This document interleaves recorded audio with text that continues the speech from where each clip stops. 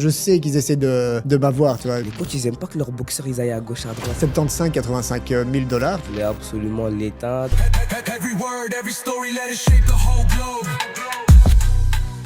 Bienvenue dans le 3e épisode de The Untold Podcast. J'espère que vous allez bien, les gars. Ça va. Ça Tout se va très passe. bien.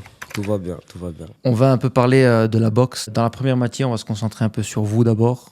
Vous allez vous présenter, parler un peu de la boxe ici. Et puis, on va parler un peu plus de l'organisation et de la Belgique. Comme ça, on va un peu expliquer à notre public comment tout ça fonctionne pour qu'ils comprennent et ils adhèrent encore plus à la boxe. Que moi, c'est Abdelaziz, et qui est le génie, mon nom du ring. J'ai 27 ans, je viens de les avoir. Je suis boxeur professionnel depuis 2025. J'ai 4 combats, 0 défaite et 2 KO. Ou TKO, je sais plus. Faudrait que je regarde. Moi, c'est Antoine Van Acker. Mon surnom, c'est La Flingue. J'ai 27 combats pro, 26 victoires. Dans l'ordre, champion de la Ligue francophone en 2018, champion de Belgique en 2020, champion IBO continental en 2021, champion IBF international en 2024. Et je suis récemment, donc il y a 3 semaines, j'ai gagné le titre IBF intercontinental. Et voilà, mon dernier combat. On en reviendra d'ailleurs. On était sur place, c'était là Ouais, aussi. c'est ça, ouais. Pas mal le combat, on en reviendra. Moi, j'avais une question. Comment se passe le quotidien d'un boxeur belge? Est-ce que vous êtes concentré uniquement sur la boxe ou bien vous avez aussi d'autres occupations professionnelles, je veux dire? Non, dans mon cas, j'ai la chance de vivre de ça. Je me suis donné les moyens de le faire, donc je suis pas un Richard de service, mais voilà, je vis de ça. J'ai arrêté mes études, j'étais en kiné en 3e année. J'ai arrêté les études pour la boxe, pour me sacrifier. J'ai la chance de quasiment vivre aux États-Unis, en fait. C'est un peu hors du commun pour un Belge, mais comme j'ai dit, c'est genre, je me donne les moyens de le faire, donc c'est pas la belle vie, quoi. C'est juste la vie que je voulais, tu vois. Et par exemple, de 2024 à 2025, j'ai passé presque 10 mois aux States, quoi, tu vois. Et est-ce que c'est possible pour tout le monde ou c'est parce que tu sacrifies Moi, je beaucoup? pense que c'est possible pour tout le monde parce que, comme je dis, c'est une question de se donner les moyens de vouloir le faire, quoi, tu vois. Je suis pas un influenceur ou un type qui vit vraiment super bien, tu vois. Je vis de la boxe parce que c'est ce que j'ai toujours voulu. C'était mon rêve, tu vois, de pouvoir faire que ça. Donc, voilà, je pense que si on se donne les moyens et qu'on a les bonnes personnes qui nous entourent, forcément, il y a toujours moyen de le faire, quoi. Ouais, c'est vrai que c'est intéressant. Et toi? Moi, malheureusement, dans mon cas, ce serait bien de juste rester là, faire de la boxe et rien faire sur le côté, parce que c'est fatigant. Moi, je travaille dans la sécu. Après mes études, je me suis dit, je vais pas travailler.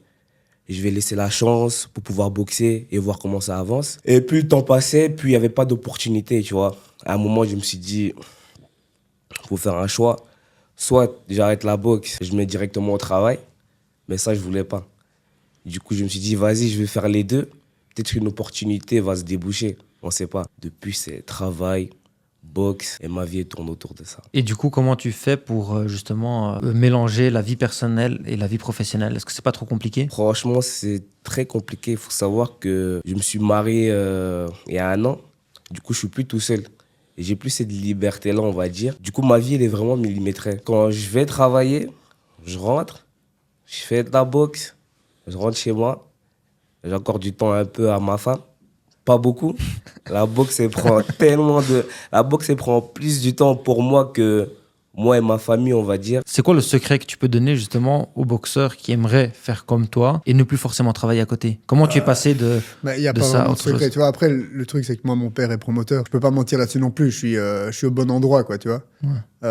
Après, c'est quand même une question de volonté. Donc, il y a quand même beaucoup de gens qui partent en vacances. Il y a beaucoup de gens qui s'achètent des fringues. Il y a beaucoup de gens qui dépensent leur argent pour des choses qui sont pas spécialement utiles. Et là, il suffit parfois de mettre de l'argent là où il faut pour s'accorder la chance qu'on peut avoir, quoi, ou la chance qu'on veut se créer, tu vois. Je dis pas ça pour juger les gens, je veux juste dire que parfois il faut aussi mettre toutes les chances de son côté pour pouvoir le faire, et ça commence par peut-être aller se tester dans d'autres pays, par exemple, tu vois. Aller se tester, il n'y a pas que les States au monde, il y a d'autres pays, c'est juste une question d'un peu sortir de sa zone de confort dans un premier temps. C'est tout simplement se créer sa chance, en fait. C'est juste ça, c'est comme ça que je vois les choses en tout cas. Et tu as su faire ça dès le début ou ça a pris un certain temps avant que tu puisses vivre de la boxe? Moi, j'ai 30 ans, ça m'a pris du temps juste d'arriver à une maturité qui me permettait de le faire, tu vois. Les premières fois que je suis parti dans d'autres pays, c'était pas une catastrophe, mais j'étais beaucoup plus fragile. Donc j'ai eu beaucoup de doutes. Ça a commencé par simplement des stages avec l'équipe de France, par exemple, où j'étais vraiment rempli de doutes parce que je me trouvais beaucoup trop faible. Et c'était une confrontation au réel niveau international, tu vois. Et ça, puis la première fois que je suis parti aux States, moi c'était à Miami. Même chose, je me retrouvais dans des salles avec tous des Cubains, des Portoricains, tous des gens affamés. Et je me faisais racler, abusé, mais des trucs où je quittais le ring en mode c'est bon, enfin j'arrête. En plein but, le sparring était même pas fini, je sortais du ring en mode bon, ah non, vas-y. c'est bon, j'arrête la boxe, quoi, tu vois. Non, c'est pas un sport facile et il faut juste s'accrocher, en fait. Est-ce que c'était ça ton plus gros défi dans la boxe, le fait de te confronter internationalement à d'autres Mon plus boxeurs? gros défi, c'est de me donner une légitimité, justement, par rapport au fait que je suis le fils de Alain Vanacker. Et c'est toujours pas acquis, mais je commence quand même à montrer que je suis un boxeur qui mérite un peu plus de respect que juste le fils d'eux, quoi, tu vois. Donc c'est ça mon plus gros défi, la chose la plus dure à surmonter en boxe, dans mon cas. Et il y a des gens qui ont des trucs beaucoup plus durs à surmonter, mais dans mon cas, c'est ça. Et toi, c'était quoi ta plus grosse difficulté? Pour l'instant, j'ai pas de difficulté à proprement dit, à part le fait que je travaille, tu vois. C'est vraiment ma difficulté principale. C'est ça qui me gêne et ça me freine énormément. Mais voilà, on fait avec, hein. On fait comme on peut. Et comme il l'a dit, le milieu, ça change tout aussi, l'entourage. J'ai pas encore réussi à construire une équipe comme je veux. Je sais que ça aussi, ça prend du temps. Et comme je dis, j'attends toujours l'opportunité, prêt à la saisir. C'est la faute à quoi lorsqu'il y a des difficultés comme ça? Est-ce que la boxe est en arrière en Belgique et en arrière par rapport à d'autres pays? Déjà par rapport à d'autres pays, mais aussi par rapport à d'autres sports. Et ça, c'est dû simplement à la médiatisation qui est pas terrible en Belgique. Après, c'est pas un reproche envers les médias ou quoi que ce soit, parce que forcément, des sports qui attirent plus de public, attirent plus de moyens, plus de revenus, plus de médias, c'est logique.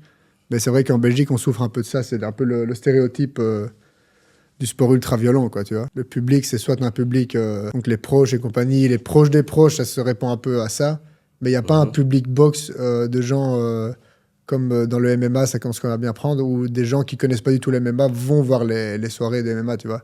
La boxe, c'est un peu plus niche, on va dire. Ouais, exactement. Je trouve qu'il manque beaucoup de médias. Par exemple, comme dans le MMA, je vois même dans les galas amateurs, c'est fait comme des professionnels. Il y a des interviews, c'est bien filmé. Tu vois, ça donne envie au public de s'intéresser. La boxe en Belgique, c'est un peu comme vraiment un cercle fermé, comme il a dit Antoine. C'est vraiment des gens que tu connais par-ci, par-là qui vont venir. Il y a moins l'influence du public Voilà. lambda qui va venir. Mais moi, j'ai l'impression que la boxe, elle existe qu'au niveau pro. Il y a moins de galas où on voit les amateurs. Personnellement, maintenant, je me connais peut-être pas. T'as raison. Quand on y va, on voit les pros. On voit pas les amateurs. Mais c'est vrai que dans le MMA, on sait même pas différencier tellement les amateurs et les pros sont mélangés au même gala. Enfin, ici, à la boxe aussi, il y a mais beaucoup moins, je pense. Il y a toujours des combats amateurs dans les galas, tu vois. C'est juste que forcément, il y a moins de visibilité, quoi. Et j'ai l'impression que c'est ça qu'ils ont bien réussi à faire dans le MMA, c'est que t'as des amateurs qui sont déjà des stars, en fait. Sur les réseaux, je sais pas en vrai, tu vois, mais sur les réseaux, t'as des amateurs qui sont déjà des stars ou qui ont déjà des fanbases, quoi, tu vois. Ouais. Ça, on l'a pas en boxe amateur, en Belgique en tout cas. Le niveau amateur, donc olympique, il peut être très élevé. Et t'as quand même des boxeurs olympiques dans d'autres pays qui sont reconnus à une valeur qui mérite un peu plus qu'ici, quoi. Ouais, donc il faudrait que les médias se réveillent un petit peu à ce niveau-là. Ouais, faire plus de podcasts sur la boxe. C'est intéressant, mais en même temps, tu vois, il faut pas tout demander aux médias. Il faut aussi faut un peu que les gens se bougent aussi, tu vois. Bien sûr. Mais en fait, c'est un travail, comme il dit, créer une équipe. Et s'il n'y a pas de médias, on les voit pas, les boxeurs. S'il n'y a pas les boxeurs, les médias n'ont rien à faire aussi. Okay, mais c'est vraiment une équipe, il y a un travail d'équipe qu'il faut faire. Niveau combat, les gars, c'est quoi le premier souvenir, le souvenir que vous avez par rapport à votre premier combat? Là, je vous parle de votre premier combat. Qu'est-ce qui vous revient direct comme ça? Toi, c'était il n'y a pas longtemps. Lui, c'était un peu plus longtemps. Mais... Ça dépend. Non, ça fait longtemps que tu boxes quand même. Oh, ouais. Le premier combat professionnel, on va dire. Ah, professionnel. Est-ce que, justement, parlons de ça, est-ce qu'il y a une très grande différence entre l'amateur et le professionnel par rapport à vos débuts? Chaud. À quel niveau? Moi, j'ai boxé à une époque lointaine. On parle de je crois que mon premier combat, c'est 2011-2012. C'est une époque où il y avait encore des casques. Maintenant, il y a plus. Si, pour les moins de 18 ans, il y a des casques, tu vois, mais les règles ont quand même fort changé. Le premier combat, c'était encore des enroules où c'était au scoring machine. Les combats maintenant, même amateurs, ils sont jugés comme le système de pointage pro. À l'époque, c'était vraiment genre 3 juges qui étaient sur les côtés du ring et qui appuyaient sur un bouton rouge, bleu. Et c'était en fonction des touches. Et maintenant, c'est comment? Qu'est-ce qui a changé? Maintenant, c'est donc le système de pointage pro. C'est le gagnant du round. On part d'une base. Hein. Le gagnant d'un round a 10 points, le perdant a 9 points. Ouais. Et t'additionnes à la fin, t'additionnes tous les rounds. Ah, oui. Là, je te dis la base des bases, parce qu'après, si on rentre dans les détails, tu vois, s'il y a un adversaire, un des deux qui est au sol, par exemple, il perd un point, donc ça fait des rounds à 18, par exemple, tu vois. Mais la base, c'est 19 et t'additionnes tous les rounds à la fin, quoi. Moi, mon premier combat, ça dépend. Chez les pros, chez les amateurs. Dis les deux. Mon premier combat amateur, si je me rappelle, c'était en 2018, faut pas que je dise de conneries. Je l'avais perdu en plus, ce combat-là. Je méritais de gagner, je précise. Mais je l'avais perdu. Mais après cette défaite-là, j'étais tellement déterminé. Quand j'ai perdu, je suis rentré, je me suis dit, c'est bon, je perds plus. Puis je suis rentré à la salle. J'étais dans un mood de film. Je rentrais, je mettais ma capuche, j'étais tout énervé. Je me dis, c'est bon, le prochain combat, je vais l'arracher. Et c'est ça qui m'avait le plus marqué quand je me souviens, c'était la détermination après la défaite. Et mon premier combat pro, c'était stressant parce que ça faisait, je pense, 2 ou 3 ans, j'avais plus boxé. Pourquoi t'avais arrêté? Déjà, il y avait le Covid, et ma blessure que je t'avais dit. Et c'est ça, c'était un mix des deux. Et il y avait vraiment ce stress où je me dis, ça fait longtemps que je suis pas monté sur le ring. Est-ce que je sais encore faire ça? Certes, je m'entraîne, mais il y a toujours ce truc-là où tu stresses. Des fois, je me dis, est-ce que je sais boxer, tu vois? Puis voilà, je suis monté sur le ring et j'ai bien vu que le manque d'activité, tu vois, ça joue beaucoup. Mais voilà, à la fin, j'ai gagné. Et toi, ton premier combat pro? Ça fait genre, c'était en 2016. C'était genre, je viens d'avoir genre sur Facebook le souvenir en mode, je crois que ça fait 9 ans que j'ai fait mon pré-combat pro. D'ailleurs, je suis retombé sur la fiche, on a boxé le même jour. Genre, mon pré-combat pro, t'as boxé cette soirée parce que c'était en Den. Ah Et ouais, pas vraiment de. J'ai pas un souvenir précis, c'était juste un chouette moment, quoi, tu vois. Premier combat. Ouais. C'était J'ai gagné stressant? par KO au premier round. Ouais. Donc ça devient stressant à partir du moment où tu montes dans des combats plus longs, tu vois. Là, en fait, j'ai quand même pas mal de combats amateurs. C'est 3 fois 3 minutes les combats amateurs. Là, tu passes en pro, c'est 4 fois 3. T'as le côté stressant juste d'être torse nu, d'avoir des gants plus petits, etc. Ça tape Mais plus fort. bon, hein. ouais, ça tape plus fort. Quand tu montes en gamme et tu montes en adversaire, les premiers combats, je vais pas faire genre que j'ai boxé des tueurs, quoi, tu vois ce que je veux dire. Après, c'est comme tout le monde un peu, non? C'est comme Ouais, MMA non, à la mais boxe. c'est tout le monde. Tu construis la carrière, tu vois. Mais je veux dire, tu as le côté stressant parce que forcément, tout peut arriver dans un combat. Mais les premiers combats, tu t'apprends, quoi. T'es là pour apprendre. Donc, tu sais que malgré tout, c'est un peu contrôlé. Enfin, moi, en tout cas, dans mon cas, les premiers combats, j'ai boxé des gars qui étaient là pour que je les batte, quoi, tu vois. Ouais, non, ça existe. Tout le monde le sait d'ailleurs. Tu vas commencer à battre le champion du monde. Ouais, exactement. Tu dois apprendre les premiers combats pour déjà jauger un peu le niveau du pro. Et est-ce qu'il y a cette culture justement en Belgique où les boxeurs ont 400 combats, 300 combats amateurs avant de passer comme on voit par exemple les Ukrainiens, quand on regarde Usyk par exemple, qui a 300 et des combats avant de combattre en pro. Ouais, mais ça, c'est dû à des règles qui sont déjà différentes dans leur pays. C'est qu'ils commencent à faire des combats à 5-6 ans, tu vois. Ouais, des vrais combats, et c'est répertorié comme des combats. Ouais, parce que 300 combats, faut y aller quand même. Ouais, pour, faut commencer Ouais, très tôt. faut boxer Lomachenko toutes aussi, les il a semaines. 390 combats, je crois, un truc comme ça. Et je Ouais, crois qu'il qu'on a il y a eu une défaite, je crois. Une seule défaite sur Ouais. autant. Ouais. Ça me choque à 370, je sais plus. Ça me choque à chaque fois. Ouais, c'est une défaite qu'il a vengée genre 2-3 fois en plus. Franchement, c'est... Mais est-ce qu'on a même autant de galas pour faire 300 combats? Non, Comment mais ils c'est font en fait pour- le truc, c'est que comme en Irlande, tu vois, c'est les gars à 16 ans, ils ont 120 combats, tu vois. Et c'est le même genre de truc, c'est que nous on fait des sparring ici, et eux ils font des combats en fait. Ouais, Donc c'est- en c'est pleine leur semaine, sparring en à fait, eux. ils ramènent des juges et un arbitre, tu vois, et c'est. Il n'y a pas spécialement. Il a pas toujours du public. Parfois le mardi, jeudi, bah, ils ont 2 combats sur la semaine, tu vois. T'additionnes ça, Ouais, bah, intéressant à savoir, ouais, parce tu que- vois, c'est juste un autre monde. Est-ce que quoi. c'est faisable ici en Belgique pour améliorer la boxe et les boxeurs amateurs à Bah, préparer faisable, ça pourrait l'être, je sais pas, mais. Ouais, Après, le truc, puis- c'est que les juges ici, les arbitres, ils ont un boulot, quoi. Tu vois, c'est la même chose. Donc, je sais Ouais, pas c'est s'ils vrai, savent se rendre c'est disponibles vrai. en semaine. Mais, En fait, c'est toujours la même question. C'est pour ça que je vrai. vous ai posé la question. Est-ce que vous viviez votre quotidien en tant que boxeur et uniquement ça, ou vous travaillez à côté parce que ça change tout? Mhm. Quand un gars doit travailler de 9h à 16h ou à 18h, je sais pas leurs horaires, et Ouais. puis encore après boxer, faire des diètes, Non, c'est chaud, c'est chaud, avoir un salaire moyen et puis faire des diètes, parce qu'on sait comment ça coûte cher une diète. Ouais. Les suppléments en plus tout achetés. coûte cher, tout coûte cher. La prépa physique, la boxe en elle-même, t'as quand même des cotisations, t'as le matériel. Si tu veux performer et que tu veux être pro, ben, t'es obligé d'un matériel qui est un peu plus adapté que tu dois acheter, tu vois. Donc, ouais, ça peut coûter, c'est clair. Et puis les blessures, les médecins. Ouais, Si tu veux pas Ouais, être ouais. blessé, tu veux anticiper, tu dois avoir un kiné, etc. c'est ça. Donc c'est un peu C'est chaud. ça. Comment vous faites pour gérer ça? Comme tu disais, c'est que du sacrifice? Ou est-ce qu'il y a des financements? Bah, moi, j'ai la chance quand même, donc, comme j'ai dit, j'ai quand même la chance d'avoir une famille qui baigne là-dedans, qui est au courant de tout ça. À côté de ça, bah, j'ai quand même quelques sponsors qui m'aident bien aussi. Et puis, il y a un moment aussi, quand tu connais ton corps et que tu sais ce que tu dois manger, etc., ben, tu vois, j'ai plus vraiment besoin d'un diététicien. Tu vois, j'ai à force, je sais comment faire. Moi, c'est vraiment, je suis livré à moi-même. J'ai eu la chance de ne pas avoir beaucoup de blessures. Mais sinon, si j'ai un truc, c'est moi-même qui va devoir le gérer. Tu vois, pour l'instant, j'ai pas de sponsor. C'est un peu la galère. Et comment vous faites en boxe pour trouver des sponsors? C'est comme dans tous les autres sports, j'imagine. Ouais. L'intérêt et puis l'échange. Ouais, c'est ça. Ça doit être du gagnant-gagnant, tu sais bien. Tu dois aussi te bouger, aller frapper aux portes. Tu auras beaucoup de refus, mais il faut en faire plein. Tu vas peut-être faire 100 essais. Il y aura peut-être 1 ou 2 sponsors, tu vois. Il faut vraiment se donner les moyens. C'est pour ça qu'il faut une équipe. Parce que le problème, c'est qu'en Belgique, les boxeurs, comme ils ne sont pas bien entourés, moi, je dois tout faire tout seul, par exemple. Tu vois, pas au niveau des combats, mais même au niveau des réseaux. Des fois, je m'entraîne, je finis de m'entraîner, je prends mes affaires pour rentrer, je me dis, oh purée, j'ai oublié de faire une vidéo pour les réseaux.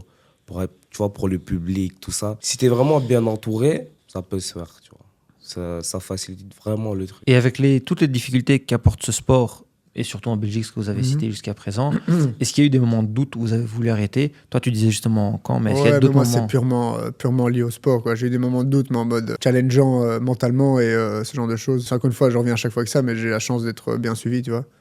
Donc, j'ai jamais eu le doute en mode non, c'est plus possible, j'arrive pas. Le seul peut-être un peu doute que j'ai eu, c'est par rapport à mes études. Quand il a été question d'arrêter, tu vois, complètement, de se lancer dans un schéma quand même assez type d'avoir un diplôme pour pouvoir vivre ou au moins être quelqu'un, tu vois. Avoir un Et plan moi, B. j'ai quand même pris ce risque assez proche de la fin de me dire non, enfin tant pis, c'est pas pour moi.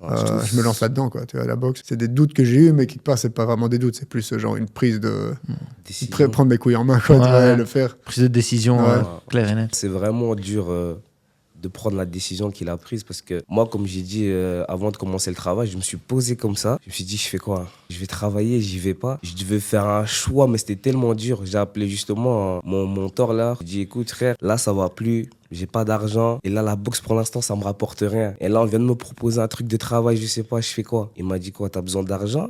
Il m'a dit, tu sais que la boxe, plus tard, ça peut payer. J'ai dit, non, j'ai besoin d'argent. Je dois commencer. Il m'a dit, frère, si t'as besoin d'argent, on va chercher l'argent et faire la boxe en même temps aussi. Comment fonctionne la boxe en Belgique niveau argent? Comment est-ce que vous êtes payé? Est-ce que vous êtes payé mensuellement? C'est par gala? Comment vous êtes subsidié à ce niveau-là? Moi, c'est le manager qui me paye. Il me donne un certain nombre de places que je dois vendre. Je vends, je fais ce qu'il me dit et à la fin, c'est lui qui me gère. Donc vous avez un manager qui gère vos finances. Ouais. C'est pas tu dois pas faire toi-même, par exemple, comme tu disais avec les sponsors. C'est un plus, ça. Ouais, je pense. Je pense que c'est un plus. Je ne m'y connais pas trop encore sur cet aspect-là. Mais moi, ce qui me concerne, moi, le manager, il me paye et j'essaie de le vendre le plus de places possible. Tu vois, on est une équipe, en fait. Chacun doit essayer de faire ce qu'il peut, tu vois. Donc, le manager, il me paye et j'essaie de ramener le plus de gens et c'est comme ça que ça fonctionne. Le manager, il est un peu aussi... aussi de gagner, c'est d'être gagnant-gagnant, tu vois. Bien sûr, ouais, c'est normal. Donc, et il faut de l'argent pour organiser les galas. Bah, d'un côté, c'est bien parce que tu motives le boxeur à vendre aussi. Ouais. Comme ça, chacun fait son job, on va dire, entre guillemets. Est-ce que toi, si ton entourage t'aide, ou toi aussi, si ton entourage t'aide, tu gagnes plus? Plus de gens qui viennent, plus tu gagnes aussi, non? Moi, dans mon cas, c'est comme ça que ça fonctionne, en tout cas. Donc, il y a les sponsors et puis vraiment les bourses de combat, tu vois. Les combats, c'est périodique, c'est pas genre chaque mois et tout ça. Donc, tu peux avoir un combat tous les 3 mois, comme tu peux parfois avoir un trou, t'as pas de combat pendant 6 mois. Au moment donné, tu dois vendre le plus de places possible. Dans mon cas, moi, c'est comme ça que je fonctionne. Je vends des places. Et tu fonctionnes avec un pourcentage sur les places ou un truc du style, tu vois. Donc, c'est une manière de motiver les gens aussi et les boxeurs à vendre des places et pas juste se reposer sur les lauriers, d'avoir une date de combat, de pas ramener de gens, quoi. Et est-ce que c'est comme ça partout ou c'est juste un système qui fonctionne En Belgique, ça fonctionne fort comme ça, mais on a tendance à croire que genre des pays comme les States, c'est ultra populaire la boxe. C'est plus populaire qu'ici, mais il y a beaucoup de plus petits organisateurs qui fonctionnent comme ça. On a tendance donc à croire que le niveau est bien plus élevé au niveau de l'argent qu'ils amassent et tout là-bas. C'est vrai, mais seulement pour ce qu'on voit à la télé ou ce qu'on voit sur les réseaux. À côté de ça, en dessous, et c'est un niveau qui est parfois très haut en termes de classement de boxeurs et tout ça, il ne faut pas croire qu'il y a d'office du budget. C'est aussi aux boxeurs de créer du budget et de vendre leur place. Et sinon, c'est quoi les autres moyens dans les autres pays? Comment ils font? Je sais que dans les MMA, c'est par exemple, on donne un budget aux combattants et on lui dit est-ce que tu veux combattre? Et puis ils acceptent ou non. Ça peut fonctionner comme ça, mais dans les toutes grosses organisations, quoi, tu vois. Ouais. Je vais pas t'inventer, j'ai aucune idée de comment ils ont le budget ou de où vient Les l'argent, sponsors, je etc. pense. Ça doit être ça. Puis les droits télé et tout ça, il y a quand même, à Ouais. mon avis, plus de. Tu vois, il y a un budget. Avant chaque soirée, ils ont la télé octroie un budget ou ce genre de choses, je sais pas. Mais il y a des organisations, en tout cas, je parle genre de matchroom ou des promotions comme ça en Angleterre, où genre ils se paient. Enfin, tu vois, il y a vraiment le budget, genre Mais pour chaque y avait combat pas, et tout ça, quoi. par exemple, sur Top Rank, t'es pas payé par mois? T'as pas un salaire par mois? Franchement, comme je crois qu'il y en a qui ça fonctionne comme ça, mais je peux pas te mentir. Je sais pas des trucs qui m'ont. ça Ouais, Ça moi m'intéresse aussi. pas spécialement, en fait. Non, pour le public, histoires-là. ce qui est intéressant, c'est aussi de savoir, pour comprendre, parce que quand on regarde, on voit des gens comme aussi Lomachenko, Triple G, enfin tous les gens connus, tous les boxeurs, on voit des grosses sommes. Ouais. Ça, c'est marrant, c'est facile. Tu dis, oh, ils sont millionnaires et tout. Mais pour arriver là, c'est Ouais. des années de Ouais, et galère. puis, ce que ça C'est représente, tu prends le nombre de boxeurs qui remontent, tu prends les gens qui sont payés ce prix-là, c'est 0,001% des boxeurs, quoi. Après, c'est quand même les combattants les mieux payés, je pense. Judo n'est pas autant payé. Non, mais Et en MMA, sport de non. combat, C'est- il faut être ouais. au bon endroit au bon moment. Ouais. Ouais, c'est ça. Mais ouais, non. Parce que quand je vois les comparaisons MMA boxe, enfin les connus, les, connus, Ouais, les, ouais, MMA, on les parle- meilleurs, on parle les meilleurs, de- je me dis ouais, en boxe, on parle c'était du top. quand même bien. Mais ouais, parce que Ouais. même les influenceurs qui combattent en boxe, Ouais. par exemple Jake Paul, etc. à Ouais. l'époque, ils se prenaient des 20 millions. Je me dis, c'est quand même pas mal. Hein. Ouais, après, Par le truc, combat. tu vois, Il a- un Jake Paul, par exemple, qu'on aime ou on n'aime pas, le type, c'est avant d'être boxeur, c'est une superstar, en fait. Des réseaux. Ouais, ça, oui, c'est Donc clair. ça se tient à qu'il gagne autant. Mais maintenant, il est tu vois. fort à la boxe, non enfin, Ouais, d'un point de fort, vue fort, ça dépend pour qui. Je veux Ouais. dire, Mais pour, moi, pour un influenceur, pour Non, moi. non, moi- c'est un vrai boxeur, quoi. Ouais, C'est un vrai honnêtement, boxeur. moi, faut dire ce qui est. je trouve qu'il s'est amélioré. Ouais, Parce qu'il on est il est d'accord. parti de zéro et il a une bonne base. Il aime le sport, il Ouais. respecte le Non, sport. non, mais ça, faut dire j'aime ce bien. qu'il est, il respecte la boxe, Ouais. il s'entraîne comme un boxeur. Au niveau de la façon dont il gère sa carrière, il fait ça bien parce qu'il. Ah oui. C'est vraiment les risques qu'il prend comparé à l'argent qu'il amasse. Il fait ça vraiment très intelligemment, quoi. Ouais, non, il a un bon agent, il a une bonne équipe. Parce Ouais, que ouais. son équipe et l'équipe de son frère sont en concurrence. Il faisait un peu qui est meilleur, etc. C'est pour ça que ça m'intéresse, parce que à chaque fois, nous, comme public, ce qu'on a, c'est la comparaison avec les States. Mhm. Ouais, un peu la c'est clair. France, mais plus les States. Ouais, C'est ce qu'on voit. ouais. Bah, dans le sport Et de c'est- combat, c'est forcément, en tout cas, tu C'est ça. compares d'office aux States, quoi. Quand on parle des Ouais. meilleures organisations, c'est toujours les States. Mhm. UFC, Ouais. c'est les States. Enfin, c'est toujours comme ça. Ouais, Ou Angleterre. À la boxe, il y a aussi Ouais, beaucoup c'est d'Angleterre. ça, ouais. Vous, c'est quoi votre but ultime, du coup? Le but ultime, je pense, de tout boxeur professionnel, c'est d'être champion du monde, tu vois, WBC. Est-ce que vous savez aussi expliquer? Je sais qu'il y a plusieurs titres, plusieurs ceintures en boxe et Ouais. plusieurs organisations. Juste un petit résumé pour que quelqu'un de lambda, Ouais, un citoyen lambda, puisse comprendre. en soi, c'est facile à expliquer. C'est juste qu'après, si on rentre dans les détails, là, ça devient chaud. Ouais. Mm. Mais l'idée, c'est que tu vois, t'as pas un organisme mondial comme la FIFA ou quoi qui Voilà, tient c'est tout ça. pour tout le monde. T'as des fédérations qui sont des sociétés privées. Des fédérations, t'en as des dizaines, des vingtaines. Mais dans le nombre infini de fédérations qu'il y a aujourd'hui en boxe, il y en a 4 qui valent vraiment quelque Voilà, chose. c'est ça. Ouais. Voilà, c'est aussi simple que ça. IBF, WBC, WBA et WBO. T'as ces 4-là. Si t'as un titre de champion du monde dans une de ces 4 fédérations, t'es considéré comme un champion du monde legit. C'est les 4 fédérations qui valent quelque chose. C'est aussi simple que ça. Tu peux être dans les 4 champions du monde. Ouais, Ouais, tu c'est peux là il y en a, unifier on les est ceintures, d'accord, Tu ouais. peux unifier les ceintures. Pour être le king des kings, tu dois avoir réussir à avoir les 4 ensemble, bah, là, t'es undisputed. En plus, Et il y a voilà. les poids aussi. Parce que tu peux être dans les 4, mais dans un pour un poids Ouais. et dans un autre poids. Mhm. C'est ça, parce que tu Mhm. montes de catégorie C'est ça, ou tu c'est descends ça. selon. Ouais, c'est ça. En boxe, il y a combien de poids, combien de catégories de poids? Ouais, il faudrait vérifier, mais je pense qu'il y en a, je dirais, Plus ou moins. 18. Un truc Ah ouais. comme ça, je crois que c'est ça. ouais, c'est pas mal. Parce qu'en fait, il y a quand même, plus le poids est bas, ou plus la différence est minime entre deux catégories. Mhm. Donc, t'as genre de 48 à 55 kilos, je crois qu'il y a déjà 4 ou 5 catégories différentes, ouais. tu vois. Vous, c'est quoi votre idéal? De rester à votre poids ou de monter ou... C'est un sport compliqué, la boxe, t'es obligé, tu peux pas. Il y en a qui le font, hein, tu vois. Mais tu peux pas boxer à ton poids de la vie de tous les jours parce que. Ouais, c'est pas Moi, je possible. fais par là au niveau, en tout cas, personne ne fait ça. Par exemple, moi, tu vois, je suis en super léger, donc c'est 63 kg 500 à la pesée, mais je fais 1m83, tu vois. Donc, Ouais. le fait que j'aille tirer comme ça dans le poids, bah, ça me donne un avantage assez important. Ouais. Seulement, à haut niveau, mon profil et tout ça, on pourrait croire que c'est assez unique, ça n'est pas plus que ça, parce que les gens à haut niveau, c'est aussi genre 1m78, 1m80, quoi, tu vois. Et c'est des gars qui, dans la vie de tous les jours, sont comme moi, genre vers 72, 73 kilos. En termes de poids de forme à l'entraînement. Les 2-3 dernières semaines avant le combat, bah là, tu commences à cut, jusqu'à arriver à un vrai cut. Donc, le jour avant la pesée où tu perds toute la flotte qui reste. Donc c'est ça, ça te donne plus de force aussi de descendre de poids. Euh, Et puis tu remontes en... ouais, en c'est niveau. ça, Ouais, tu tu te reprends réhydrates. ton poids. C'est un peu l'absurdité du Mais- sport. C'est que, tu vois, tu perds ce poids pour le reprendre bah, le jour. Parce que les la deux le vraie, font, quoi. c'est ça. Ouais, Ouais, c'est ouais, Il ça. n'y a c'est personne ça. de si bête de ne pas faire, enfin, à part Voilà. s'il a vraiment la Bah, il flemme. mais y bon. en a qui sont assez bêtes pour pas le faire. En pro Mais, encore. en pro, ouais, mais c'est bon. Après, tout est une question d'être entouré des bonnes personnes et d'être entouré de personnes Ouais, qui c'est savent ça. comment faire, tu vois. Ouais. Moi, j'ai un coach, mon coach américain, ça fait genre 8 ans qu'on s'entraîne ensemble. Et bah, c'est une encyclopédie de ce genre de trucs. Il connaît tous les processus de perte de poids, les processus de réhydratation. C'est le haut niveau, donc à haut niveau, t'as pas le choix, en fait, tout le monde le fait. Et donc tu dois savoir que tu dois le faire, mais tu dois savoir aussi comment le faire, tu vois. C'est là que c'est important. Ouais, sinon tu perds la forme et puis au Ouais, combat, et t'es puis, pas en- on Ouais, parle t'es de pas à boxe, tu perds la forme, mais à côté de ça, tu te prends des coups dans la tronche, tu Ouais, vois. c'est Donc ça. c'est là que c'est vraiment dangereux. Et c'est quoi la plus grosse erreur que vous avez faite dans votre carrière, que ce soit au niveau management ou que ce soit au niveau combat, dans le ring? Vous avez J'en ai pas. Même, tu vois, les défaites que j'ai eues et tout, je vois pas ça comme des erreurs. À chaque fois, j'ai été bien meilleur après. En termes d'erreurs pures, j'ai rien qui me vient en tête, honnêtement. Tu te dis pas, il y a un jour j'ai fait ça et si j'avais fait mieux, j'aurais pu. Ou Ouais, ne pas- si, mais ne je me pas- le ne pas dis, prendre je une me le dis, mais opportunité. je vois pas ça comme des erreurs ou je vois pas ça comme, tu vois, de toute façon, c'est le passé, c'est arrivé. Donc, tout ce que j'ai mal fait, entre guillemets, avant, je ne saurais pas le changer maintenant, tu vois. Donc, Bah, si tu avais la même opportunité, est-ce que tu ferais autrement? ouais, sans doute, mais je pense que ça, c'est la vie de manière générale. Tu vois. C'est quoi On fait tous des celle erreurs. qui te dit où oh, là, j'aurais dû faire autrement? Et Peut-être, tu vois, quand j'ai commencé en pro, moi, en fait, mon but, c'était de faire les JO. Donc, j'ai tenté les qualifs olympiques en 2016 et je me suis fait racler, mais mais abusé, tu vois. C'était mon premier tournoi vraiment international. Et après ce combat-là,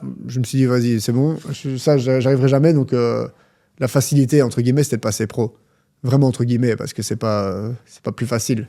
C'est juste qu'à ce moment-là, j'avais pas envie de continuer le schéma olympique et tout ça. Et je sais qu'au début de quand j'étais pro, je prenais ça un peu trop à la légère, justement parce que je suis passé de ce système olympique avec des stages de préparation, des tournois et tout ça, passé de ça au début pro où j'étais encore un peu aux études au début et où quand je vois je pensais faire bien, mais quand je vois comment je m'entraînais à cette époque-là, c'était vraiment pas assez, quoi. Donc là, avec le recul, maintenant, je me rends compte, je m'entraîne 6 jours sur 7, 2 fois par jour, tu vois. Ouais.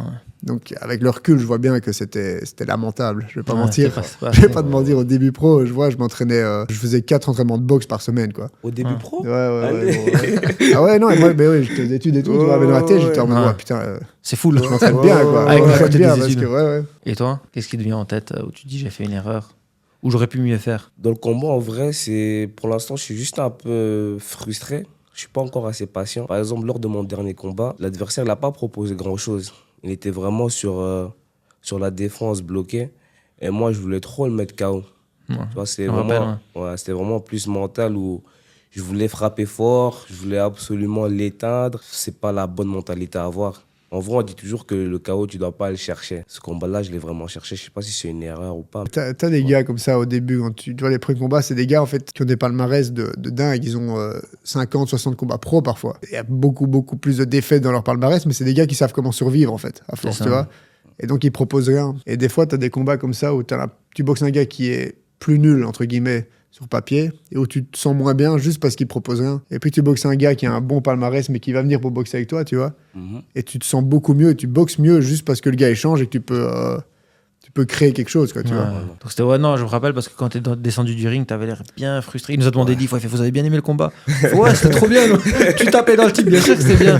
Il disait, ouais, mais j'ai pas su le mettre KO, mais c'est pas grave, c'est pas le. Non, mais le KO, c'est le but ultime, mais au-delà de ça, des fois, c'est peut être frustrant quand t'as un gars qui est là et qui bouge pas, quoi. Tu vois, il met pas de coups, genre il te met des petites pichenettes, mais juste pour dire qu'il est là, tu vois. C'est clair que quand tu dois juste chasser un gars qui vient pas pour échanger, c'est ultra frustrant. C'est frustrant de fou. Ouais, parce qu'en plus, t'as l'impression de pas taper fort. Je me rappelle un jour, Miko, il y a quelques temps, quand il avait son combat, il s'est battu contre un Colombien, je crois, et il lui donnait des coups. Hein. Mais le type, il tombait pas. Ouais, et je vois pendant le combat Miko qui s'énerve alors qu'il est calme d'habitude. Il s'énerve et il dit, mais il tombe pas, le gars. Tu sais, moi, j'ai eu un moment de doute. Il était bref, mais je me suis dit... j'ai pas de force, qu'est-ce qui se passe? C'est comme les mauvais rêves où tu rêves que tu tapes un type dans ton rêve, tu te défends et tu le mets pas KO. C'est pas des rêves, c'est des cauchemars. Moi je me réveille, je me dis mais il se passe quoi? Ah, c'est un rêve, ça va, je peux me rendormir. C'est le but ultime, mais quand le combat il est beau, c'est pas grave. Parce que des fois tu peux faire un combat de merde et sans faire exprès tu le touches et t'es pas content, alors que des fois tu fais tous les 12 rounds mais et tu montres aussi ta technique et puis tu montres aussi ta valeur, je trouve. Parce que des fois tu mets KO au premier round. Déjà, faut savoir pour les vidéastes, c'est chiant, les gars. Parce que c'est chiant, t'es là, t'as envie de filmer des beaux trucs, t'as rien à montrer. Qu'est-ce que tu vas montrer quand le type il l'a mis KO au premier round? T'as juste le moment où ils sont rentrés sur le ring et c'est tout. T'as plus la préparation que le combat. Non, après, bien sûr, c'est pas le plus important, mais du coup, t'as pas montré aussi, si vous cherchez des sponsors, etc. À part si tu fais ça à chaque fois, ça devient ton surnom, limite, de mettre. KO. D'ailleurs, vos surnoms, comment vous l'avez trouvé? J'avais la question.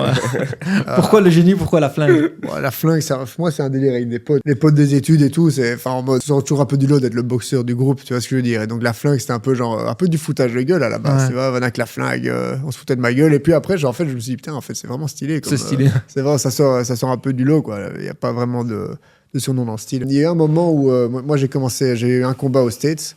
Et donc, j'ai un autre surnom qu'on avait.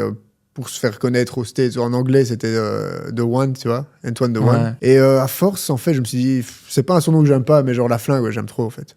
J'aime trop la flingue. Donc si je venais à devoir percer au States, je te jure que je garde ça. Ouais, en plus c'est stylé parce que tu les laisses galérer à dire la flingue, tu vois. La flingue, ils vont dire avec leur accent et tout ça, ça va être marrant, tu vois. Ah, ils y arrivent. Et toi, pourquoi le génie? Pourquoi le génie? Moi, ça, c'est grâce à mon mentor, dédicace, Boris. Une fois, plusieurs fois d'ailleurs, je faisais un sparring et il n'y avait pas d'ouverture et j'ai su trouver une ouverture, tu vois. Et il m'a dit, toi, t'es un génie. tu trouves toujours des solutions où il n'y en a pas. Ça a commencé comme ça. Déjà, un amateur, il m'appelait déjà le génie. En fait, entre nous, on se trouve des surnoms qui te correspondent, on va dire, ou par rapport à ta personnalité ou tout ça. Là, c'était par rapport à la boxe. Et ben, il m'a trouvé ce nom-là. Depuis ce jour-là, tout le monde m'appelle comme ça. Et vu que c'est quelqu'un que je respecte beaucoup en plus, du coup, depuis qu'il m'a donné ça, je me sens obligé de faire honneur à ce nom-là, tu vois, à ce surnom-là. Du coup, j'essaie toujours de bien représenter. Ouais, c'est intéressant parce que voilà, les gens ne savent pas forcément d'où viennent les surnoms et pourquoi, mais c'est intéressant à savoir. Si vous aviez des conseils à donner à un jeune boxeur qui commence ou qui aimerait commencer la boxe, ce serait quoi? Moi, le meilleur conseil que je peux donner, et ça, tu vois, on parlait des regrets tout à l'heure, je vois avec le recul que j'aurais bien voulu changer, c'est genre focaliser au début sur le fait d'accepter que c'est super chiant d'apprendre la boxe. Et ça passe par de la répétition, genre, Ouais, ça passe j'allais que dire ça, par, ouais. en fait, construire des fondamentaux solides, genre, juste une bonne défense, un bon jab, un bon jeu de jambes, mais genre, se focaliser sur être parfait au début, dans tout ce que tu fais. Ouais, 15 minutes, tu commences l'entraînement, c'est Ouais, un jab. plus que Jab 15 gauche. minutes, plus Ouais, que je 15 dis 15 minutes gros. parce que Non, mais ça, le fait c'est d'accepter chiant, en fait que c'est chiant. C'est C'est pas chiant. genre, tu vois, tu commences, c'est quand même facile d'être motivé dans la vie. Ouais. C'est facile de genre être motivé par quelque chose que tu commences parce que c'est frais. Ouais. Par contre, la discipline, Ouais. c'est un autre délire. Et en boxe, c'est encore plus vérifiable. C'est que tu commences, toi aussi, tu as dû rencontrer, mais des gars qui surgissent de nulle part, qui pendant 2 mois, t'entends dans la salle, qui parlent, qui vont faire, je sais pas, le Belgique, qui vont être champion du monde, qui veulent faire des sparring. Je sais pas, j'en ai connu des milliers à force, tu vois. Et puis, bah, ces gens-là, il y en a beaucoup qui ont disparu. Ouais. Pour pas Ils dire sont en 99% d'eux. Ouais, tu vois. ça, c'est vrai. Quelques Voilà. mois après, tu les vois plus. Donc c'est une question vraiment, moi je trouve le plus important, c'est d'accepter de s'ennuyer, même si Ouais. t'aimes ce que tu fais, tu vois. Et après, la suite, ça vient, le sparring, ça vient, les combats viennent. Mais si t'as des bases solides, c'est quand même, c'est là qu'il y a vraiment moyen de faire quelque chose, je trouve. donc il faut être prêt à ça mentalement, que ça va être chiant. Ouais, et pas voir Ouais. le côté genre trop paillettes, fashion des réseaux, tu vois, de faire des belles vidéos, des beaux combos Ouais. et tout ça. Tu vois, Parce c'est que- ça qu'on montre aussi. Et moi, quand je montre des vidéos, c'est soit du sparring, soit des palettes, soit du sac. Mais derrière, je fais des entraînements où, par exemple, au States, dont la base de nos entraînements, quand on fait de la technique, c'est minimum 40 rounds d'entraînement. Ça représente 2 heures de travail non-stop, sans compter les pauses et tout ça, tu vois. Et ça, personne ne le voit. Personne ne voit ce genre de truc parce que c'est super chiant, il n'y a rien à voir. Tu vois, Il y a c'est rien à 40 voir. rounds où tu fais la même chose.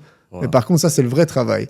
Et derrière, quand je fais une vidéo où je tape au sac pour faire un peu l'impressionnant, entre guillemets, on fait pas ça. Moi, je fais pas ça. Genre, tu vois des trucs aux palettes et compagnie, on le fait même pas, tu vois. Ouais. Mon Ça, c'est le coach, show on avant. s'entraîne. Ouais. Si on fait une fois palette par mois, j'ai de la chance, tu vois. En fait, il faut aimer le processus et pas juste la destinée, enfin la fin du Ouais, chemin. il faut Ouais, aimer le voilà. processus, mais il faut accepter de pas l'aimer aussi parfois, tu vois. Il Ouais, faut accepter que c'est chiant, en fait. que c'est chiant. Je te jure. Faut l'accepter, pas l'aimer justement, j'allais dire. Ouais. Non, non, mais l'aimer, c'est bien, parce que moi, j'aime ce que je Ouais, fais, tu vois. c'est Mais ça. je vais pas faire genre qu'à chaque fois que je fais 40 rounds, je suis en mode, Bah, c'est oh, comme dans yes, tout, hein, non, c'est yes. Tu vois, non, c'est chiant. C'est chiant à mourir, tu vois. Ouais, mais le résultat, t'aimes bien. Tu peux Exact. boxer, tu peux Ouais. monter sur le ring, faire tes combats et tout. Mais ouais, le processus n'est jamais marrant. Mhm. Dans tout ce que t'aimes bien, il y a toujours un travail que tu fais que t'aimes pas. Ça prend beaucoup de temps, beaucoup de nerfs. Ouais. Et tu sacrifies beaucoup. C'est Parce ça. que là où tu t'entraînes, là où tu fais ce que tu dois faire, bah, tu peux pas faire autre chose. Ouais, c'est clair. Mais ce qui est bien avec la boxe, c'est que je crois que c'est comme dans tout. Plus tu fais, plus tu auras. Plus tu fais, plus tu avances. Par exemple, moi, j'ai la chance de donner cours à des nouveaux. Il y en a qui disent, oh, j'arrive pas. Et moi, je dis toujours, essaye 1000 fois. Tant que tu n'as pas raté 1000 fois, vas-y, viens me trouver. C'est qu'il y a un petit truc à ajuster, tu vois. Donc, il faut vraiment être patient. Et comme Antoine, il a dit, avec les réseaux, maintenant, avec toutes les vidéos qui tournent, les gens, ils pensent vraiment que c'est facile. C'est dur, il faut vraiment être patient. Comme il a dit, il faut être discipliné. Au début, tout le monde est motivé, tu vois. Tu es motivé, mais après, la motivation, elle part toujours. Elle part très vite d'ailleurs. Toujours, ouais. Et toujours. en boxe, c'est encore plus vrai, parce que t'es motivé, puis tu prends un coup dans le nez. Ouais. Ouais. Et je te jure que le premier coup que tu prends dans le nez, tu sais si tu veux vraiment continuer ou Ouais. pas, tu vois. C'est Parce que fou. tu sais que tu vas avoir 100 comme ça par Ah entraînement. ouais, c'est ça, C'est ouais. fou. Est-ce que vous avez déjà pris un KO? Un vrai KO? À Pas juste un l'entraînement, TKO. j'ai déjà pris un vrai KO à l'entraînement. J'ai pris, en fait, si tu veux, je me mettais les gants avec un autre gaucher. Mon coach voulait que je lui mette de la pression. Et en fait, en lui mettant la pression, ça fonctionnait super bien, mais comme c'était un gaucher, et que je suis gaucher aussi, j'ai pas fort l'habitude, tu vois. Et il m'a contré avec une main arrière, que j'ai pas vu venir. J'ai pris le coup, et genre, dans ma tête, ça a duré genre 1 seconde, tu vois. J'ai déconnecté, je me suis relevé. Mais en fait, j'ai revu la vidéo par après, ça a quand même duré genre 5-6 secondes, tu vois. Ouais. C'est bizarre parce que c'est mes jambes qui ont lâché, mais je suis pas tombé à plat dos ou quoi, je suis tombé genre sur mon cul, on va dire. Et je me suis relevé, et c'était vraiment la fin du round. Et là, je suis arrivé dans le coin, je fais ouais, bah c'est bon, j'arrête. Ouais. Et il fait quoi, t'arrêtes le sparring? Non, j'arrête la boxe. J'arrête le sport. Ouais, j'arrête la boxe, mais c'était. vais pas chez moi. Je crois que c'était en 2020, tu vois, en plus, c'est pas si longtemps, entre guillemets. Et puis après, j'ai quand même continué le sparring et tout, et j'ai bien géré derrière, tu vois, mais sur le moment même, j'étais en mode. Ah Non, ouais. non. Non, ça vaut pas la c'est peine, bon, hein. c'est bon, allez, tant pis. Même pas effrayé ou quoi que ce soit, mais en mode non, c'est bon. On Ça arrête vaut pas la peine. On hein. arrête ça, c'est bon. Et toi, t'as déjà eu? Non, j'ai pas encore eu et j'espère que j'aurai pas Ouais, l'occasion c'est ça, pas encore, dis pas ça. J'espère que j'aurai pas l'occasion d'avoir ça. Mais est-ce que justement, tu parles de l'international, mais est-ce que c'est un truc que tu rencontres plus à l'international parce que le niveau, autre part, est plus élevé? Non, un KO, en tant que tel, n'importe qui peut te mettre KO. C'est Ouais, une ça, c'est question d'instant T, de timing, de précision. Bon, il faut quand même un peu de puissance aussi, effectivement, mais non, ça peut arriver. Forcément, ça arrive un peu plus à l'international parce que le niveau est plus élevé. Mais ça peut arriver n'importe quand, dans n'importe quel combat, contre n'importe qui. C'est pour ça que quand je te disais tout à l'heure que les premiers combats pros sont moins dangereux ou plus préparés, bah t'as beaucoup de chances de gagner, mais c'est déjà arrivé des surprises ou des trucs, des gens qui se font mettre KO. C'est ça, un coup lancé tient, à la voilà. veuve qui te touche, t'es par terre. Hein. C'est pour ça que les diètes, etc., comme on disait, il faut de l'énergie. Ouais. Parce que si au combat, tu fais pas attention, c'est même pas que t'es pas fort ou quoi que ce soit, c'est juste que t'as pas fait attention parce que voilà, t'étais pas en forme. C'est là où tu peux Ouais, ramasser mais un au-delà coup, de ne pas être en forme, c'est parfois tu es en super forme, tu fais un combat de 6 rounds, t'as des gens qui ont perdu dans les 10 dernières secondes contre des journeymen, quoi, tu vois, c'est des choses qui arrivent, c'est la beauté du sport aussi, tu vois. À part ce sport, qu'est-ce que vous faites dans votre vie? Qu'est-ce que vous aimez bien faire? Vos hobbies ou... Vous n'êtes pas boxeur H24, j'imagine. Franchement, Non, moi je franchement, suis à Gatchill, franchement, j'aime bien les trucs simples, mais je vais paraître genre cliché, mais tu vois, moi je m'entraîne, je te dis 6 jours par semaine, j'aimerais bien avoir plus d'énergie, mais parfois quand tu t'entraînes 3-4 heures le matin, et que tu sais que tu dois te rentraîner le soir, ben en fait, je fais rien. Je suis série, livre, je regarde mon téléphone Et le temps est déjà et passé. c'est tout, ouais, non, mais c'est ça. Et, ça passe trop vite. Et moi, des fois, même quand j'y pense, je dis, ouais, c'est triste en fait. Par la boxe, tu fais rien. Tu vois, t'aimes rien, tu fais rien du tout. Moi, j'aime bien, comme je t'ai dit la dernière fois, regarder les mangas. Moi, ça, c'est mon petit plaisir. Parce que depuis que je suis petit, je regarde, j'aime. Et à part ça, des fois, j'y pense, je me dis, mais c'est triste. À part la boxe, t'aimes rien, tu fais rien. J'ai beau réfléchir à ce que je pourrais faire, mais... Et les vacances? Comment t'as aimé les vacances? Bizarrement, les vacances, je les ai trouvées fatigants. Ah, c'est vrai. Trop long. Une semaine, c'est trop long. Franchement, à partir de 3 jours, je voulais déjà rentrer. Pour moi, c'est suffisant en vrai. Et toi, tu te reposes comment? J'aime pas me reposer.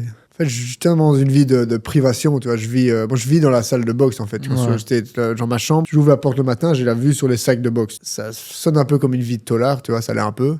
Mais moi, j'aime bien ça, en fait. Et donc, quand je reviens en Belgique, j'ai un peu cette sensation où tout le monde veut me voir. Tu vois, tous mes potes qui sont ici, tout le monde veut me voir. Et moi, ça me fatigue direct. Parce que j'ai plus cette force d'avoir envie de bouger dans tous les sens et tout. En fait, moi, j'aime bien la petite vie de casanier. Et ça arrive pas souvent. À chaque fois que je suis en vacances et tout ça, après 3-4 jours, je me dis, mais qu'est-ce que je fous? Genre, je me fais chier, quoi. Tu vois, je fais rien, je me fais chier. J'ai pas besoin de rien faire, en fait, tu vois. Mais ça, c'est justement parce que vous aimez bien ce que vous faites. Parce que les gens qui vont en vacances et qui adorent ça, enfin, tout le monde aime bien se reposer, c'est pas ça, mais quand tu as hâte de revenir à ton quotidien, c'est que tu aimes bien ton quotidien. Parce qu'il y a plein de gens qui veulent fuir le quotidien. Mais au-delà Ou c'est le d'aimer, contraire. moi, dans mon cas, en tout cas, au-delà d'aimer ça, moi, c'est plus cette espèce de discipline et parfois, il y a un peu de culpabilité aussi. C'est anxiogène, en fait. Tu vois, c'est ce côté, en Ouais, je suis fait. d'accord. Parfois, j'ai même pas spécialement envie de m'entraîner, tu vois. Mais je le fais parce que si je m'entraîne pas, moi, je suis un cinglé. Moi, je suis en mode putain, mais le gars que je vais boxer, il s'est entraîné. Ouais, Ils sont je suis Et ça d'accord. me met dans des états de stress. C'est chaud. Vraiment, c'est chaud. Pour les sportifs comme ça, je trouve que c'est dur de prendre du repos. Par exemple, moi, si on ne me l'impose pas, je ne vais pas forcément y penser. Je prends le repos parce que je sais, par exemple, que tu t'entraînes 6 jours, tu as un jour de repos obligatoire. Je prends ça comme un entraînement, tu vois. Je prends pas ça parce que je suis fatigué ou... On a toujours envie de plus faire. On pense toujours que plus s'entraîner va donner plus de résultats, alors que pas forcément, tu vois. Tu peux t'entraîner 7 jours sur 7, mais mal t'entraîner. Faire de la merde plus qu'autre chose, tu vois. Mais je trouve le repos, c'est vraiment important. Une autre question concernant la boxe, c'est comment est-ce que vous voyez la boxe belge comparée au niveau international ou à d'autres pays? Est-ce qu'on est de 1 à 10, où on en est? Moi, honnêtement, si on avait vraiment une bonne structure, on n'a pas grand-chose à leur envier. Je trouve qu'il y a beaucoup de talent en Belgique. Tu penses pareil? Ouais, honnêtement, qualitativement parlant, tu vois, en termes de boxe, tu regardes, il y a quand même on a vraiment des bons boxeurs en Belgique. C'est horrible à dire, mais je trouve que le niveau global, c'est bof. Franchement, c'est bof. Ouais, Mais après, en pro, on a vraiment des super bons boxeurs, tu vois. Bah, si tu vas améliorer le niveau global, normalement, il faut justement la structure. Ouais, mais la Parce que, structure, ouais. tu vois, parce que on a un pays de critiqueurs, tu vois. Ouais. Et la structure, moi, je trouve qu'elle est quand même en train de prendre de bonnes formes. En tout cas, au niveau amateur, là, l'équipe francophone et la structure qui est autour, je trouve que c'est quand même bien mieux qu'à l'époque où moi, par exemple, j'étais dans cette structure-là. Donc, on va vers un mieux. Quand je parle du niveau global, je parle de plus les amateurs, mais un peu plus, tu vois, les novices et compagnie. Je trouve que quand tu compares à certains pays, tu sens qu'il n'y a pas d'école, tu sais, les écoles russes, les écoles cubaines et compagnie. Là, je prends l'élite, tu vois, mais il y a un manque de connaissances assez flagrant dans justement les fondamentaux dont je te parlais. Ouais. Tu sens que c'est quand même très loisir comparé à certains autres pays. Et comme je disais, la boxe pro et le haut niveau amateur, c'est quand même, on est bien mieux qu'avant, je trouve. Et Ça. quel est le pays le plus avancé à ce niveau-là? Vous devez citer un seul pays et vous dites là, la boxe, c'est top. Moi, je suis de là-bas, entre guillemets, donc je vais te dire les US, tu vois. La boxe en tant que telle, moi, c'est la boxe que j'aime, et la boxe pro des US, parce qu'ils sont un peu à la ramasse au niveau amateur, justement, comparé à avant. Mais après, il y a quand même beaucoup de... Bah, tu m'as demandé qu'un pays, donc je vais pas commencer à t'en dire plein, mais tu regardes un peu les écoles russes, Ouzbékistan et compagnie, et autant au niveau olympique, quand ils passent pro, c'est quand même solide. Hein. C'est quand même solide. Et toi, un pays? En choisissant le style, je dirais aussi le style américain. Mais je trouve que maintenant, les Kazakhs, Ouzbeks et tout, ils reviennent en force aussi chez les pros. Et une question qui revient souvent, c'est justement comment les pays, comme vous dites, Kazakhstan, etc., qui ont moins de moyens que la Belgique, on parle de PIB du pays, moi je parle pas de la boxe, comment ça se fait que ces pays-là sont plus avancés? Dans les MMA, on parlait de la même chose. On disait ces pays et ces gens-là ont moins de moyens, niveau structurel, je parle, mais ils sont plus avancés. Pour moi, je dirais qu'ils sont mieux organisés. Par exemple, par rapport à la Belgique. Mon coach, lui, il faisait les amateurs, par exemple, en Tunisie. Ils étaient vraiment dans un camp. Ils étaient tous les boxeurs ensemble, toute l'année. Ils s'entraînaient tout le monde, ils avaient blindé de coach. Ils faisaient des tournois à gauche, à droite, partout. Et lui, il m'a dit quand il est venu en Belgique pour évoluer dans la boxe, parce que la Belgique, il s'est dit qu'il y avait plus de moyens. Il est venu et il a vu la différence. Il a dit... Quand j'étais amateur en Tunisie, j'étais plus pro qu'ici. Ouais. Parce que quand il est arrivé ici, il s'entraînait tout seul, pas de préparateur physique, pas de... Tu vois, il était vraiment livré à lui-même. Donc il a vraiment perdu ce gros truc-là. C'est vraiment organisationnel, je dirais. Et toi, tu penses quoi? Pareil, tu vois, tu parles tu parles de moyens. C'est des pays genre Kazakhstan et Ouzbékistan où les habitants ont moins de moyens, mais les structures sportives, il y a quand même la thune dans le pays. Et eux investissent l'argent de manière très intelligente, dans le sens où ils créent vraiment comme il disait, cette discipline, des écoles de boxe au sens propre du terme. Ouais. Et il n'y a rien à faire. Enfin, tu crées cette mentalité de discipline, il n'y a rien à faire. Donc ils mettent des moyens dans les structures. Ils mettent des moyens dans la structure, ils mettent, au-delà des moyens qu'ils mettent, ils créent une structure déjà. Ouais. Ils créent une discipline, ils créent un schéma qui est vérifiable maintenant. Tu reviens 20-30 ans en arrière, il y avait déjà des Kazakhs qui performaient au niveau olympique, tu vois. Et le niveau ne fait qu'augmenter. Et maintenant, ces gens-là, quand ils passent pro, ben, ça fonctionne bien parce qu'ils sont super chauds. Fil en aiguille, tu vois. Eux, ils vivent de ça là-bas, même si je sais pas combien ils gagnent, tu vois. Je crois pas qu'ils gagnent beaucoup, mais ils ont des boxeurs qui vivent de ça, même au niveau amateur. Et après, ces gars-là, ils passent pro, ils vont aux States et ils performent aux States aussi. Si on devait parler niveau entraîneur et sponsor, est-ce qu'on est bon à ce niveau-là? J'étais un gala, donc j'ai boxé le 18 octobre, j'étais à un gala la semaine d'après. Et il y a des fois, il y a des écoles, donc des clubs de boxe. Par exemple, il y a un club, comment ça s'appelle, Unity Boxing Gym. C'est un club qui est ici de Bruxelles. Il y avait 3 boxeurs à l'affiche de ce club-là. Et ils avaient vraiment, genre, tu sens que ça vient d'une école. Et pas juste d'une globalité de gens qui aiment bien la boxe. Tu sentais qu'ils avaient tous les 3 un niveau bien au-dessus des autres. Et ces 3 combats, donc les 3 gars, j'ai pas leur nom, tu vois.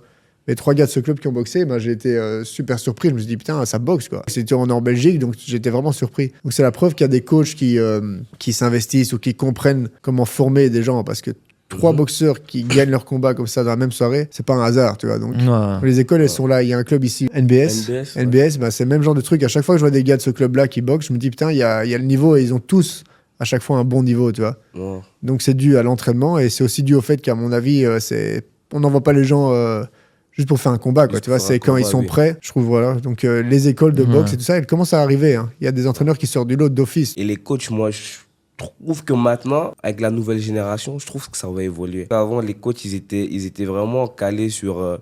ils ont un savoir acquis et ils s'arrêtent là. Ils n'essayent pas d'aller voir ce que les autres y font.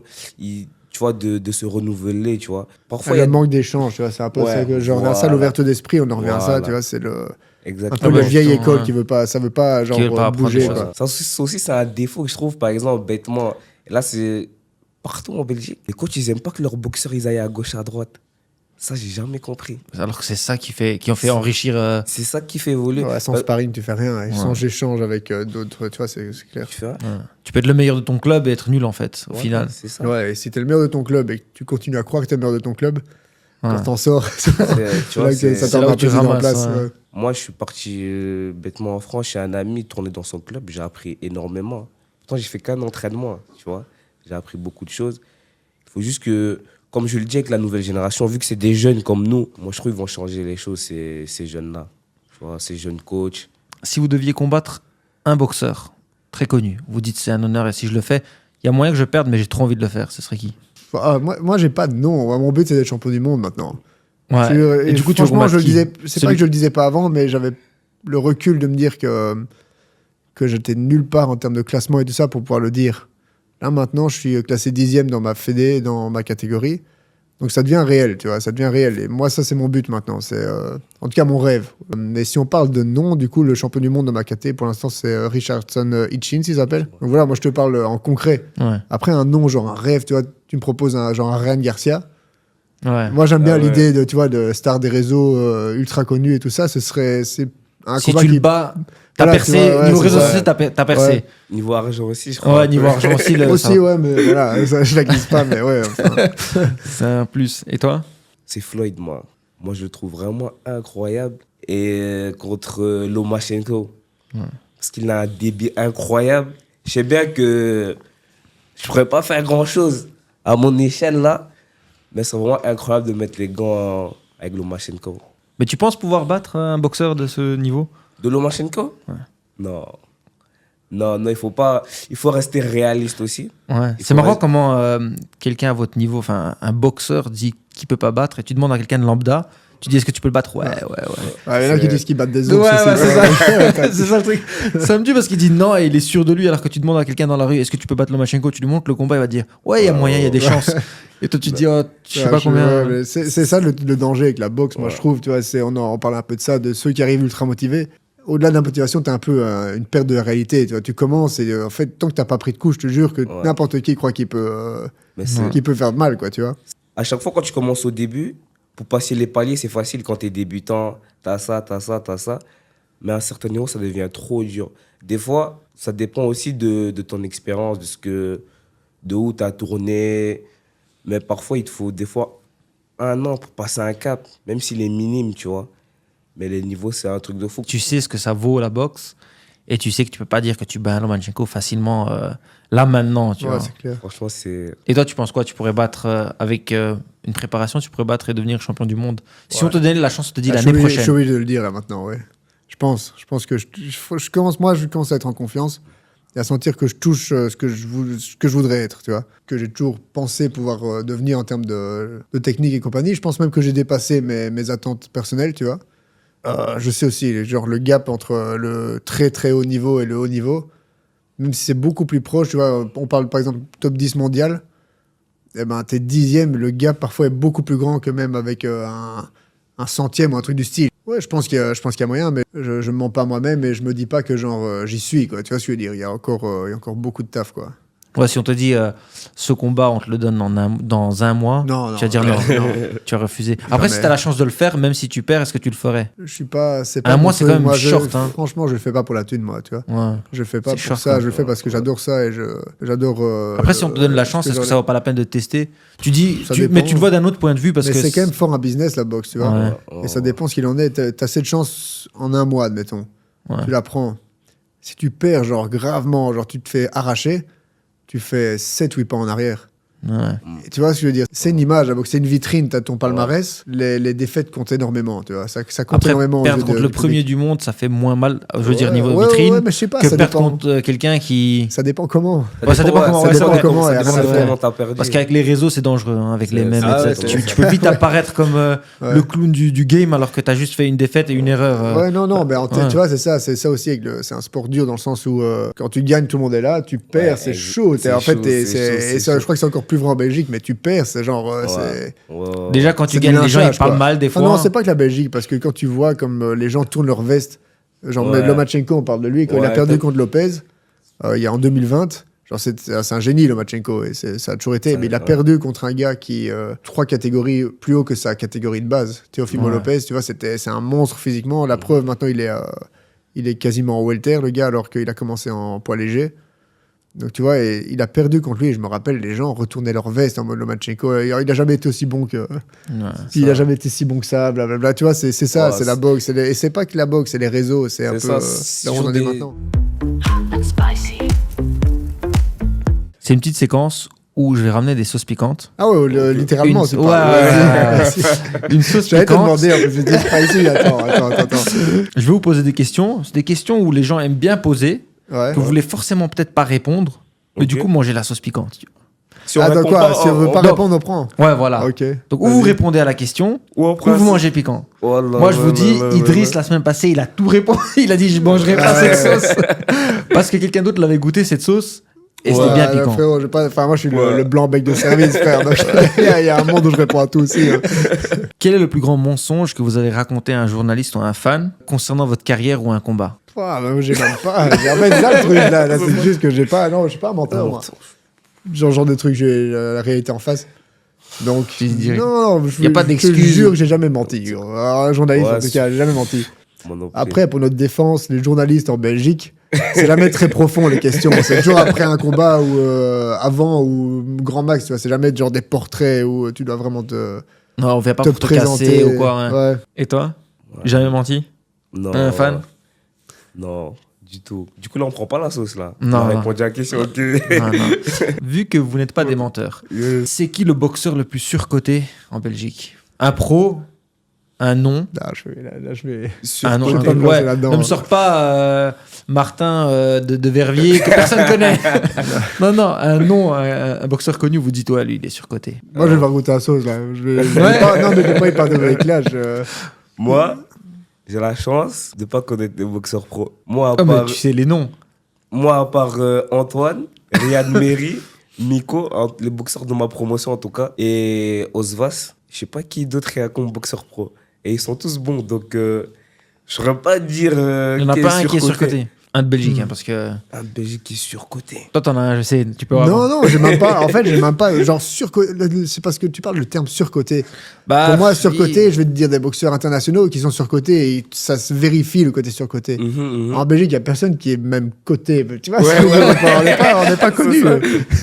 Tu vois, je veux dire. C'est vrai qu'il y a moins de buzz, voilà, donc donc il y a le côté moins. surcoté, c'est chaud. Tu vois, c'est. Il y a une certaine diplomatie dans vos réponses et vous avez réussi à esquiver la première réponse. Non, mais c'est même pas ça.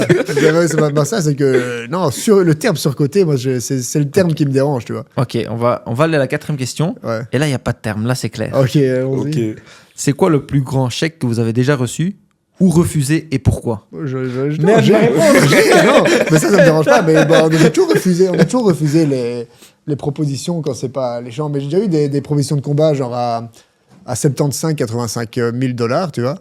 Et j'ai déjà, quand on me contacte moi pour ça, tu vois, c'est que je sais qu'ils essaient de m'avoir, tu vois. Quand c'est pas à moi que ça doit arriver, ces propositions-là, tu vois. Ouais. Mais moi, concrètement, parce que, à mon avis, mon père a déjà eu des propositions peut-être plus alléchantes aussi et il m'en parle même pas, tu vois. Mais moi, j'ai déjà reçu des propositions à 85 000 $. Et c'est quand même du très, très haut niveau. Donc, quand tu penses que les top 5 mondiaux, ils se font des millions, soi-disant, Ouais. et ben là, c'est du top 5. Et c'est 85 000 dans ma catégorie, tu vois. Ouais. Donc, c'est pas, on se fait pas autant de thunes que les gens le croient, tu vois ce que je veux dire. C'est pas très petit groupuscule qui touche le million. Et c'est quoi le plus gros chèque qu'un boxeur belge peut avoir? Toi à ton niveau ou toi à ton niveau? Bah, moi, c'est dans ces eaux-là. Hein. Donc tu vois, un championnat du monde, si je suis réaliste dans ma position, parce que à part si j'arrive à me créer cette place de challenger officiel en devenant numéro 1 dans ma fédé, pour moi, un championnat du monde, je serais heureux, genre un championnat du monde à 150 000, dans ma caté, c'est très bien, tu vois. Ouais. Et c'est une belle bourse, tu vois, mais c'est pas ce qu'on se fait comme idée des combats en Arabie Saoudite ou à Las Vegas où qui touchent 15-20 millions, tu vois. C'est pas. Mais ça, c'est le côté média, je pense, qui fait que, vu que c'est vu mondialement, ils font des chiffres et Mhm. c'est pour ça qu'ils payent autant. Et toi? Moi, à mon niveau, j'ai pas encore reçu de proposition. Je vais sûrement en recevoir. J'espère en tout cas. Pour quelle somme vous arrêteriez la boxe? On te dit, je te donne cette somme-là et tu vas arrêter la boxe. Ce serait quelle somme, cette somme? Genre, j'arrête la boxe, je mets plus jamais les gants. Tu mets plus jamais les gants. Et je mets plus mon pied dans une On salle te de dit, boxe. je te donne 100 000 par exemple. Est-ce que vous arrêtez la boxe? Non. Mais attends, est-ce que je peux faire du shadow? Corde à Ouais, sauter. c'est ça. Je te donne pas Prends la l'argent. sauce, juste à côté. Il négocie avec moi. Bon, en vrai, c'est difficile parce que. 100 000, c'est pas beaucoup. Un peu. Comme tu dis, Non, si tu c'est fais rien championnat du du tout. monde. Mais en fait, non, tu moi, vois, c'est en millions. C'est en millions. Non, ok. moi, c'est en millions en vrai de vrai. Parce que la boxe, ça fait vraiment partie de moi. Et j'ai même déjà pensé après carrière. Je me dis comment ils font les boxeurs quand ils arrêtent. Mais en vrai, moi, je suis une famille nombreuse. C'est marrant parce que quand tu proposes ça à quelqu'un, il pense à sa famille et Ouais. justement à subvenir. Et pour ça, il se sacrifie parce que je vois que vous voulez pas arrêter. Enfin, Ouais, c'est ouais, clair, ouais. mais tu dis, ouais, cet argent-là va aider ma famille, va aider mes proches, donc je vais accepter ça pour eux. Mais jamais quelqu'un accepte, ouais, je vais avoir une belle voiture ou quoi que ce soit, ça. Ouais. Sans faire le gourmand, 2-3 millions. Et ça pour la famille. Il quitte. Mais Shadow, il veut continuer. Il négocie. En fait, moi, j'ai pas envie d'arrêter, donc C'est ça. je sais pas très bon. C'est quoi? Moi, je veux bien jouer le jeu et prendre un peu. En fait, tu vois. C'est tout. Mais à la fin, si vous avez répondu Moi, avec je une veux bien, question, je veux bien, juste pour goûter. Je goûterai la sauce, je le promets. Mais là, comme ça, tu me demandes un chiffre, j'en ai aucune idée. Parce que quel enfoiré va arriver me proposer 20 millions? Personne va me donner 20 millions pour ça, tu vois, c'est pas réaliste. Mais ouais, je sais pas. J'ai pas envie d'arrêter la boxe. Ouais. J'ai pas envie d'arrêter. Je sais que même quand je ferai plus de boxe, je ferai de la boxe. Enfin, tu vois ce que je veux dire? Je Tu vas serai donner toujours, des coachings où Ouais, tu vas c'est- faire. ouais, tu seras coaching, lié, j'aime comme- pas. Je suis pas un bon coach, moi, j'arrive pas. En tout cas, je serai quelque part, tu vois, ça c'est clair et net. Ouais. Bah, c'était un réel plaisir de vous avoir, les gars. Donc, on a beaucoup appris sur la boxe. C'était intéressant. Maintenant, pour finir sur une belle note, on peut quand même goûter la Moi, je sauce. le goûtais, je Bien le promets. sûr, bien Je l'ai dit, sûr. je le fais. Je vous le dis, c'est pas très piquant. Ah, ok. Ouais. C'est un piège, Ouais, c'est quoi. pas Non, vrai, comment il c'est un sourit. piège. Je vois, il y a même une sauce piquante, mais pas piquante. Je suis trop naïf. Vas-y, un peu. Voilà. Chocolat, je sais pas. Let's go. Bon, bon Ah, appétit. tienne, hein. Merci. Ouais, ouais. Tu vois, le moment où tu sais que ça va pas aller, là, je suis dedans.